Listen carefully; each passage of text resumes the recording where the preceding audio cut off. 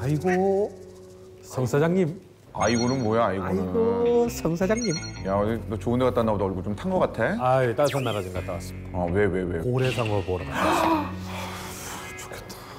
고래상어는 일자로 서서 먹이를 먹어요? 뭐 EBS 아들이 자꾸 그쪽으로 가네. 아, 예, 여기. 안녕하십니까. 오랜만입니다 또. 네, 정말 오랜만에. 예. 바쁘시니까 뭐 또 통할까 하니까 못 하더라고요. 오늘은 그래도 해볼 수 있지 않을까. 끝나고.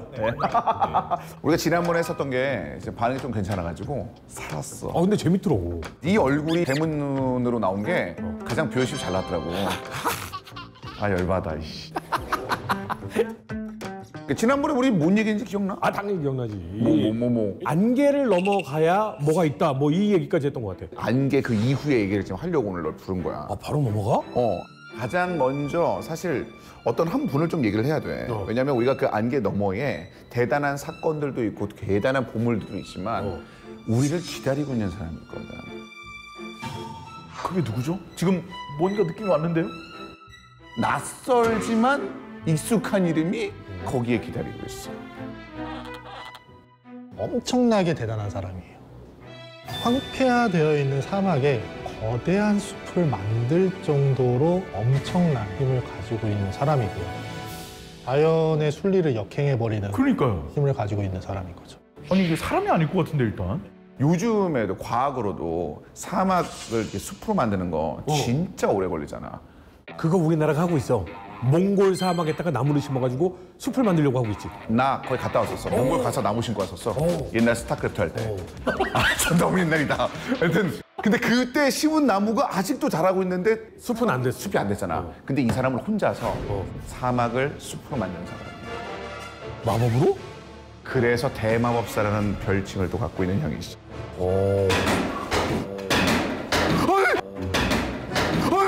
대마법사다! 자기 얘기하지 말라는데? 뭐야 이거? 자네에게 좋은 경험이 되길 바라네. 그분의 그 마법이 얼마나 대단한지는 알 거 아니야. 근데 왜 그랬을까라는 생각을 해봤어? 왜 사막을 숲으로 만들었을까? 그치. 대한민국에 황사바람이 몰려오지 않게. 틀리진 않아. 왜냐면 어. 그 바람을 막아주면서 어쨌든 우리나라의 그 공기를 지켜주려고 하는 그렇지, 거잖아. 그렇지. 이것도 약간 비슷해. 뭔가 지키기 위해서 사막을 숲으로 만든 거야.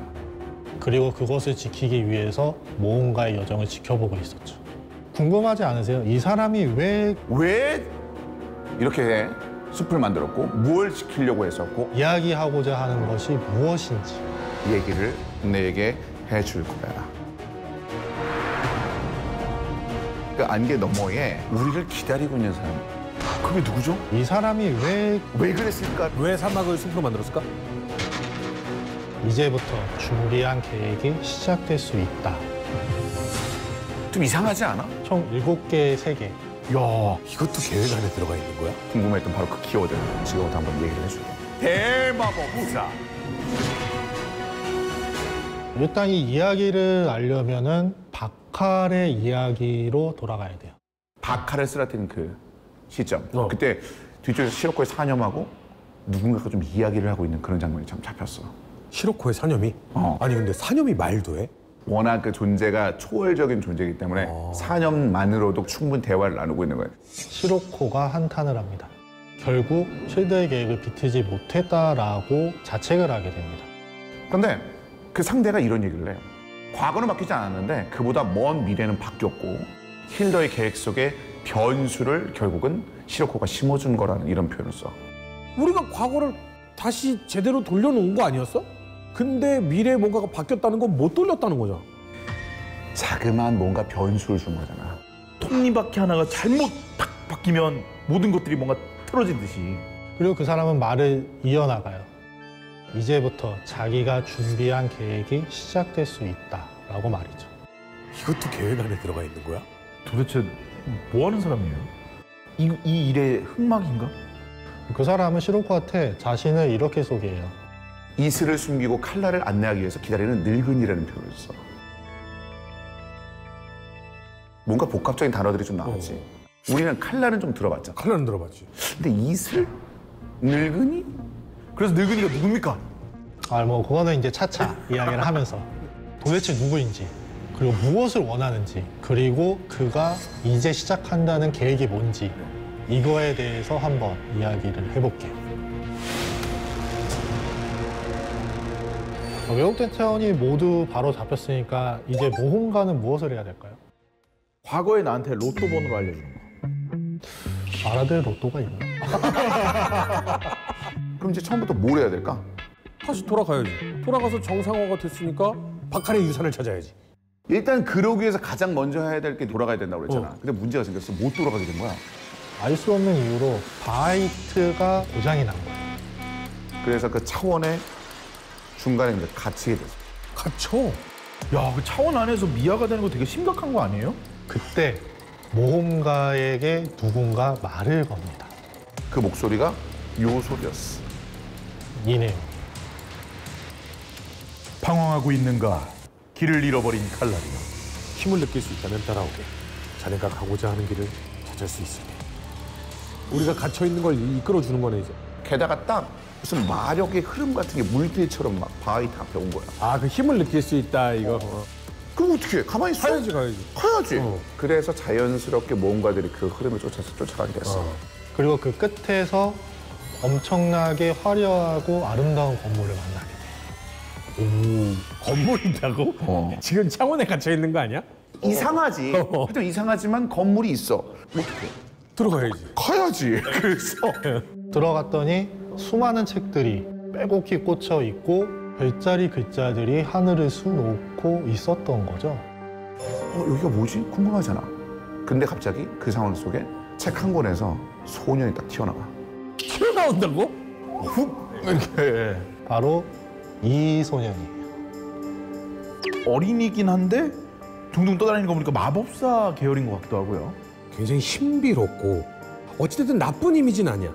그 진짜 우리에게 도움을 주려고 나온 것 같은 느낌 좀 있어. 그 느낌을 모험가들도 받은 거야. 그러니까 이제 얘기를 한번 들어보려고 했겠지. 이 소년은 자신을 도서관직이라고 소개를 해요. 어떤 마법사의 기억을 토대로 해서 본인뿐만 아니라 이런 책, 이 도서관이 생겼다라는 그 이야기를 하면서 책을 슬쩍슬쩍 보여주기 시작해. 여기에 나올 얘기가 이제 두 번째 키워드예요. 바로 기억 속으로의 여행이라는. 시간 속으로의 여행을 했는데 이번엔 기억 속으로 여행을 했다. 그렇죠, 그렇죠. 마법사가 자신의 기억을 이 공간의 마력으로 이제 기록을 해둔 거야. 그게 이 책들이고 이걸 소개하기 위해서 이 도서관 직위도 있었던 거고. 이 마법사에게 선택받은 자만이 적절한 때에 들어와서 이 책을 볼 수 있다라는 얘기를 하면서 이 책을 우리 모험가들한테 보여주는 거야. 선택받은 자군요. 야. 항상 선택받아. 아, 그렇죠. 안 볼 수 없잖아. 보지. 무조건 보지.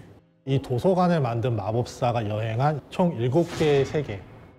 그런데 역순으로 우리가 봐야 된다는 얘기를 해. 아주 먼 과거에서부터 아니, 가장 가까운. 가장 가까운 과거에서부터. 왜 기억을 역순으로 가야 돼? 이게 원래 서순대로 가야 이해하기가 쉽잖아요.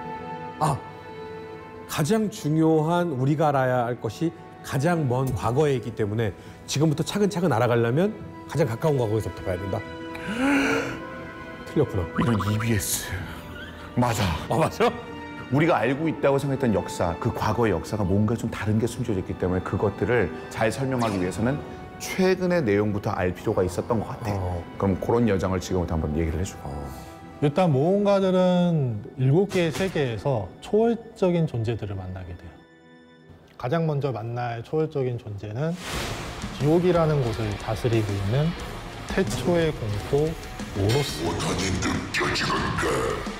어디가 몸이죠? 어디까지가 몸이고 어디까지가 얼굴인 거죠? 기분 나쁜 그냥 액자 같은 느낌? 네, 이 액자가 그냥 얼굴이고 본체는 따로 있는 그런 존재입니다. 그 다음으로는 명계라고 불리는 곳이죠. 아주 익숙한 곳이죠. 소울브링어가 다루는 귀신들이 다 명계에 있잖아요. 맞습니다. 명계하면 떠오르는 존재가 하나 있죠. 문의 주인 카롯.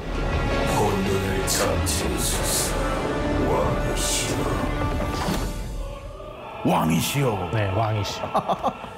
이 다음으로는 아주 익숙한 세계예요. 어비스 하면 떠오르는 아, 카시파. 카시파면 마괴.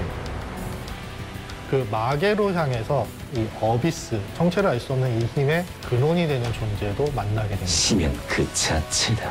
심장에 그죠 어비스를 보통 심장에 뭐 이식한다 이런 표현들이 있었는데 실제로 심장도 막 지금 어비스의 근원을 만난 다음에 경악할 만한 장면을 보게 돼요. 우리가 익히 잘 알고 있는 사도 힐더를 만나는 힐더가 아무나 안 만나주잖아요. 그렇죠. 이 마법사는 얼마나 대단한 존재이길래 사도가 이렇게 접견을 하는. 힐더에 비견될 수 있는 뛰어난 실력의 마법사이기 때문에 그와 마주하게 된 거죠. 근데 상대를 하다 보니까 뭔가 느낌이 좀 묘한 거야. 뭐요? 그러니까 모루스, 카론, 어비스의 근원, 우리가 알고 있는 이 초월적인 존재들을, 모험가들을 시험하는 느낌이랄까? 나 어디서 이 느낌 받았는데? 아, 그래? 박할 상대할 때 이 느낌 받았는데? 내가 너희가 성장할 수 있도록 거기까지만 계속해서 힘을 써서 싸워주는 느낌. 생사결이 아니라 그냥 스파링 정도로 한 그런 느낌이었겠네요. 좀 이상하지 않아? 왜 이 친구들하고 이렇게 싸울 수 있는지에 대한 그 부분들? 이게 마우스의 기억으로 재현된 형상이라고 얘기를 했잖아. 그런데 이게 너무나도 함부로 재현할 수 없을 정도로 막강한 존재이기 때문에 본체 의식과 좀 맞닿아 있어서 가짜 형상으로 자신의 모습이 빚어져 있다라고 하면은 간섭할 수가 있는 거죠. 기억을 재현해 놨는데 이게 본체가 여기에 영향을 준다고? 대마법사. 와, 그래서 대마법사야. 엄청나네. 그리고 이 다음으로 이 기억을 지나서 우리가 다음으로 갈 곳은 바로 직전에 갔던 곳, 청계. 청계로 갔는데 박할은 만날 수 없었어요. 죽었으니까? 죽었으니까. 하지만 우리는 거기서 마법사가 남긴 기억을 통해서 박할과 마법사가 나눈 대화를 볼 수 있었습니다. 박할한테 그랬어. 네 계획이 완성이 되려면 사후에나 가능하다. 박할이 죽은 다음에. 네 뒤에나 가능하고. 실더를 꿰뚫을 수 있는 힘을 남겨달라. 어차피 당신은 죽으니까 남겨달라라고 볼 수도 있는데 약간 계산적인 거래 아닙니까? 예. 네가 죽더라도 그 힘을 건네줘야 된다. 그래야 연단된 칼날이 완성된다. 그러니까 모험가가 올 줄을 알고 있었어. 그리고 그 연단된 칼날이 자신의 마음에 충분히 들고 힐더의 계획을 흔들어 놓을 정도 되면은 박할은 당연히 호쾌하게 그걸 수락을 하고 그 힘에 대해서 이름을 짓게 됩니다. 자신이 죽은 다음에야 세상에 나올 힘이기 때문에 유산이라고 이름을 붙입니다. 그래서 박할의 유산이라는 얘기가 곳곳에 있었던 거고 우리가 그걸 찾아서 여러 군데를 돌아다니고 그런 얘기를 박할한테만 했을까? 얘네들한테도 한 거야? 이거는 박할뿐만이 아니라 다른 존재들도 마찬가지였다라는 거죠. 그 존재들도 박할과 비슷하게 자신들의 힘을 이 칼날에게 전할지 말지 시험해 보려고 한 거였죠. 그러니까 얘네들도 본체하고 연결이 돼 있으니까 얘네들을 최대한 끌어올릴 정도까지만 싸워주는 거구나. 이런 느낌과 함께 갑자기 화면이 딱 싹 전환이 됐어. 그리고 이제 모험가들이 너무나도 잘 알고 있는 고향으로 가게 되는 거야. 고향. 우리 고향? 아라드? 아라드가 원하니까. 자, 이제 우리가 이젠 세 번째 키워드를 알아봐야 돼. 세 번째 키워드는 아까부터 네가 궁금했던 바로 그 키워드. 마법사의 정체.